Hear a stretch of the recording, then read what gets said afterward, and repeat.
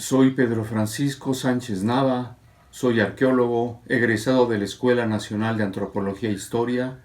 y actualmente soy el Coordinador Nacional de Arqueología del INAH. Es un gusto poder dirigirme a todos ustedes, aún en esta circunstancia tan particular, en este impas que sin duda pasará a la historia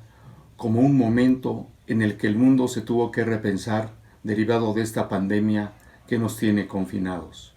Nuestra institución no es la excepción y también ha tenido que adaptarse a estas condiciones, y en ese compromiso impostergable de divulgar el conocimiento que a diario se genera en el INAH, la Coordinación Nacional de Difusión ha concebido esta forma de compartir con ustedes las novedades editoriales del Instituto Nacional de Antropología e Historia. En este esfuerzo, tengo la grata encomienda de presentar a ustedes el libro Pirámides, Montañas Sagradas, obra colectiva la cual tuve el gusto de coordinar en su parte académica junto con la arqueóloga Coleta Almanza. Este texto, que integra la participación de 13 autores, trata un tema apasionante, cercano a todos los que habitamos dentro de las fronteras de lo que fue Mesoamérica en la época prehispánica, sus pirámides. En la obra participan reconocidos investigadores del Instituto Nacional de Antropología e Historia, de la Universidad Nacional Autónoma de México y del Centro de Investigaciones de la Academia Eslovena de Ciencias y Artes. En ella se aborda de forma integral la complejidad de la arquitectura prehispánica manifestada en las estructuras piramidales desde los territorios del norte, del occidente, la costa del Golfo, el centro y el sureste del territorio mexicano. Esta obra comprende 8 capítulos que están precedidos de una breve pero concisa introducción al tema, donde la maestra Ana Beltrán, quien en su momento curó la exposición que sobre el tema se presentó en el Museo Regional de La Laguna en Coahuila, explica el por qué las pirámides son tan icónicas en México. En el primer capítulo, quien les habla y la arqueóloga Coleta Almanza evocamos algunas miradas a las pirámides mesoamericanas, en donde buscamos reflexionar sobre las razones por las que la representación piramidal es tan recurrente en la arquitectura prehispánica, encontrando que una de las razones más lógicas de esta forma geométrica se halla en la naturaleza, en la silueta de muchas montañas y volcanes y en la deposición de materiales por acumulación. Esto obedece a leyes físicas, ya que los materiales, en tanto se acumulan, encuentran su punto de reposo en distintos ángulos de pendiente, que en el caso de la Tierra, que es el material del que están principalmente construidas las pirámides, puede alcanzar hasta 45 grados. En las construcciones, principalmente las antiguas, en cuya fábrica predominan los núcleos de tierra y los recubrimientos de piedra, la mejor forma de ganar altura es la piramidal. Esta forma geométrica, presente en el paisaje circundante, fue dotada por las sociedades que nos antecedieron de significados ideológicos y simbólicos, ligándolos a lo sagrado y a lo mítico, tratando posteriormente de recrear la montaña y lo que representaba. La pirámide se vuelve entonces el eje y el centro desde el que se establecieron patrones urbanísticos reflejando la forma en la que el grupo constructor concibió su mundo. Más adelante, José Luis Punzo nos habla sobre el paisaje y arquitectura en el mundo de los habitantes del Michoacán antiguo, donde nos expone cómo es que la apropiación que del paisaje y de los elementos construidos hacen las sociedades va de la mano con la relación entre el hombre y el medio que lo rodea, domesticando el paisaje circundante y representándolo a través de la construcción de edificios, dotándolos de ritualidad y reproduciendo de este modo un espacio donde pudieran estar más cerca de los dioses, recreando en estas edificaciones su idea del mundo y desarrollando gran número de ritos creados para poder comunicarse con las deidades.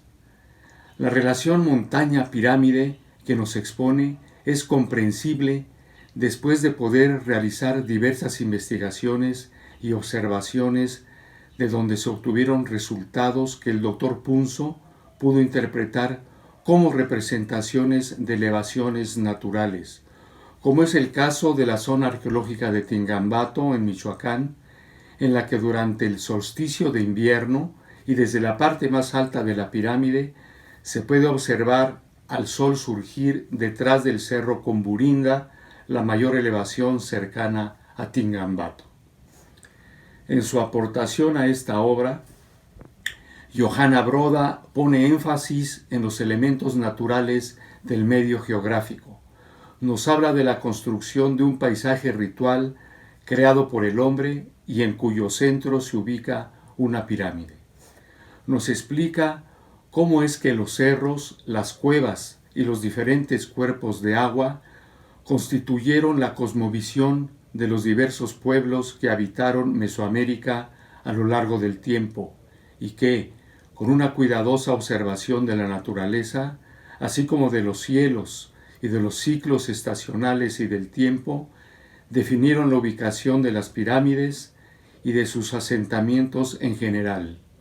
creando un orden social a partir del diseño del paisaje ritual, estableciendo de este modo un equilibrio armónico entre ese orden humano y el entorno natural, integrando la vida social, religiosa y política. Con su investigación, Sergio Gómez y Yuli Gazzola nos comparten sus conclusiones respecto al Altépetl o montaña de agua, un concepto que se refería primero a la pirámide y a la metáfora de la montaña sagrada, pero también a la estructura y organización política de un territorio como es el caso de Teotihuacán, utilizando de este modo la figura de la pirámide como un elemento para desarrollar rituales políticos mediante los cuales se buscaba, entre otras cosas, legitimar el poder, así como los privilegios que se tenían por pertenecer a la clase dominante. Nos exponen el caso del túnel localizado debajo del templo de la serpiente emplumada en Teotihuacán, explicando que en la montaña sagrada, como en las pirámides que la evocan, hay cuevas que son portales que permiten acceder al inframundo y que a ciertas pirámides, como en el caso que nos ocupa, les fue incluida su propia cueva sagrada, en la cual se recrearon algunos de los elementos más importantes de la geografía sagrada, como por ejemplo un cielo con estrellas centellantes en el techo del túnel, integrando en él polvo de varios minerales metálicos como pirita y hematita, haciendo mención de que la luz de las antorchas utilizadas para iluminarse en la oscuridad del túnel debió provocar un reflejo en las pequeñas partículas del mineral, creando la ilusión de observar un cielo con estrellas brillando. También mencionan el trabajo de esculpido de la roca, en donde se labraron montañas que forman un paisaje miniatura, así como la representación de cuerpos de agua formado por gotas de mercurio depositadas en pequeñas oquedades. Por su parte, Arnoldo González y Guillermo Bernal, desde la perspectiva maya, nos exponen el caso del Templo de las Inscripciones, una de las pirámides más icónicas de Palenque, en donde se localizaron en 1949 los restos del famoso gobernante Pacal el Grande, dentro de una tumba contenida en dicha pirámide, debajo de la cual fue localizado en 2016 un canal en cuyo interior todavía circulaba agua cuando fue descubierto. Una de las hipótesis que presentan los especialistas es que posiblemente los antiguos palencanos pudieron diseñar este sistema hidráulico para recrear metafóricamente el camino que condujera a Pacal a las aguas del inframundo. Los doctores González y Bernal expresan que, de acuerdo con el contexto descubierto, pudieron interpretar una estrecha relación entre las corrientes de agua y la cámara funeraria en el templo de las inscripciones, y por lo tanto consideran que el origen de esa agua fue el punto de partida desde el cual se erigió el templo y cuya finalidad era asociar a Pacal con esos cuerpos acuíferos, con el inframundo y con los ancestros,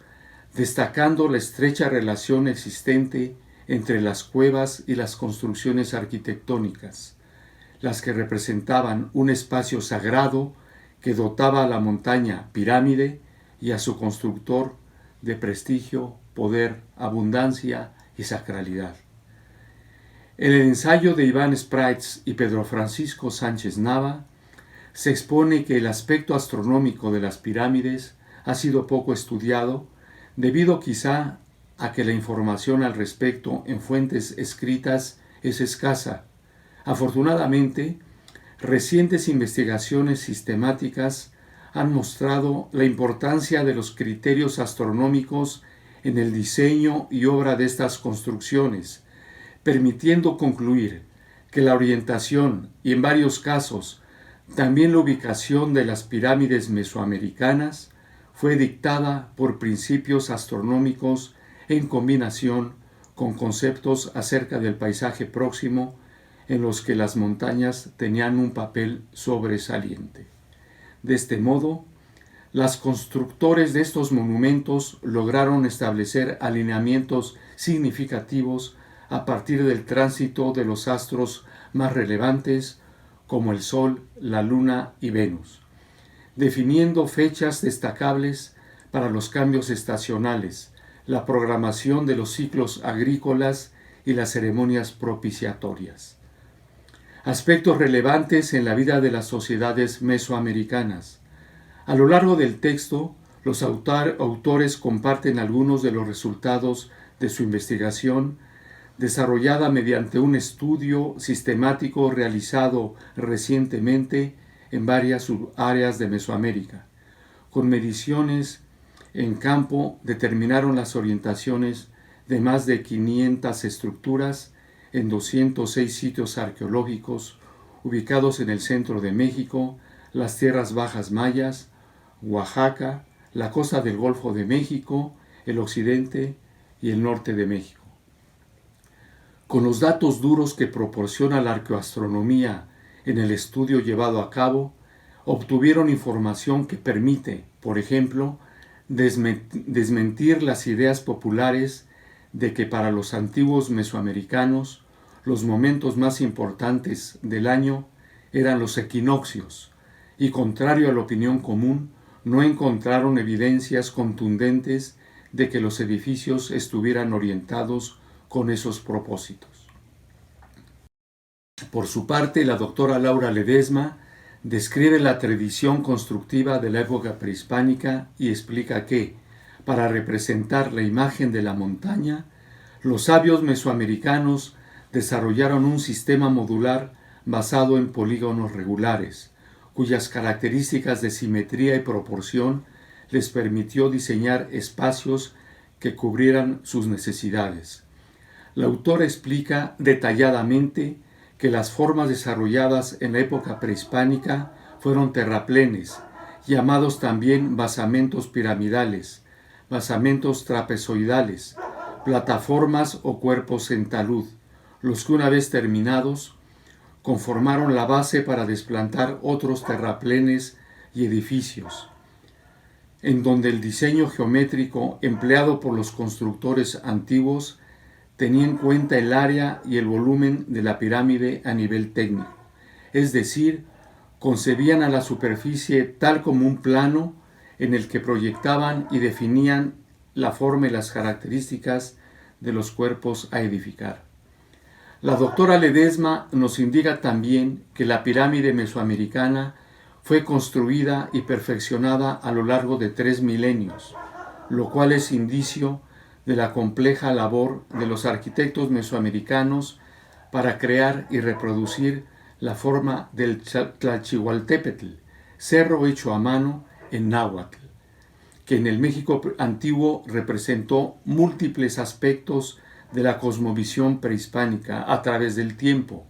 con características y sistemas constructivos particulares de cada región cultural y que tuvo el fin último de ennoblecer a la divinidad. Finalmente, la doctora María Teresa Uriarte ilustra, mediante un análisis sobre lo que ella llama integración plástica, la relación cultural que forman la pintura mural, la arquitectura y la escultura, y su vínculo con la profunda religiosidad que se preservó como una suerte de tradición a lo largo de todo el territorio mesoamericano. Las características estilísticas de la integración plástica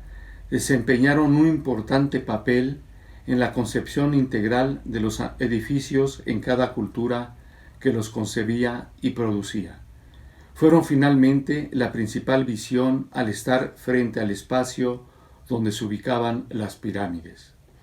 Nos expone ejemplos como la pintura mural que aún es visible en la pirámide de Cacastla en Tlaxcala o en el mural de Tepantitla en Teotihuacán. Posteriormente nos describe cómo es que la escultura y la arquitectura formaron un ente mucho más complejo, con ejemplos como los de la pirámide de la serpiente emplumada de Teotihuacán, Xochicalco en Morelos, con los magníficos bajorrelieves que cubren la pirámide de las serpientes emplumadas, en Yucatán el edificio de la Acrópolis de Ekbalam con su portada de estuco, o el Templo 1 de Malinalco, Estado de México, con la figura en piedra en forma de fauces de serpiente. Esta apretada síntesis que tengo el gusto de compartir con ustedes es solo un esbozo de un notable ejercicio colectivo en torno a esta herencia cultural mesoamericana frente a la cual siempre nos maravillamos, las pirámides. Muchas gracias, tengan buen día, compren este libro que se vende de forma virtual en el INA y disfrútenlo mucho. Muchas gracias.